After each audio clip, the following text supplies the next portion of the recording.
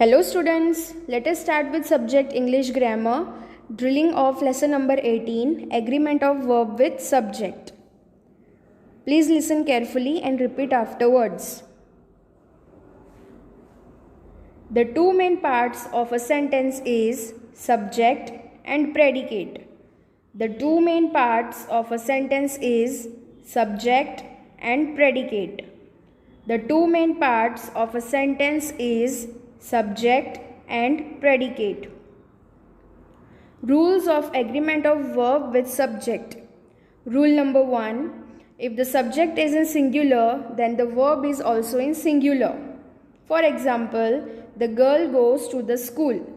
Over here, girl stands for the singular subject and goes stands for the singular verb. Rule number 1. If the subject is in singular, then the verb is also in singular. For example, the girl goes to the school. Girl stands for the singular subject and goes stands for the singular verb. Rule number 1. If the subject is in singular, then the verb is also in singular. For example, the girl goes to the school. Over here, girl stands for the singular subject and goes stands for the singular verb. Rule number 2. If the subject is in plural, then the verb is also in plural. For example, the girls go to the school. Over here, girls stand for the plural subject and go stands for the plural verb. Rule number 2. If the subject is in plural, then the verb is also in plural. For example, the girls go to the school. Over here, girls stands for the plural subject and go stands for the plural verb. Rule number 2. If the subject is in plural, then the verb is also in plural. For example, the girls go to the school. Over here, girl stands for the plural subject and go stands for the plural verb. Rule number 3. If the subject is in singular but in the first person, then the verb agrees with the subject. For example, I go to the school.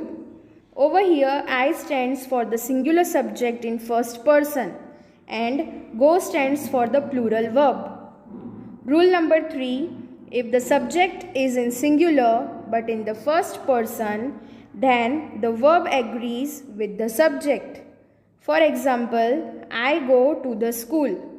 Over here, I stands for the singular subject in first person and go stands for the plural verb. Rule number 3. If the subject is in singular but in the first person, then the verb agrees with the subject. For example, I go to the school. Over here, I stands for the singular subject in first person and go stands for the plural verb. Rule number 4.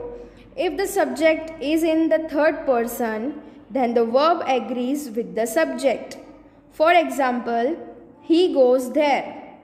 Over here, he stands for the singular subject in third person and go stands for the singular verb. Rule number 4. If the subject is in the third person, then the verb agrees with the subject. For example, he goes there. Over here, he stands for the singular subject in third person and goes stands for the singular verb. Rule number 4. If the subject is in the third person, then the verb agrees with the subject. For example, he goes there.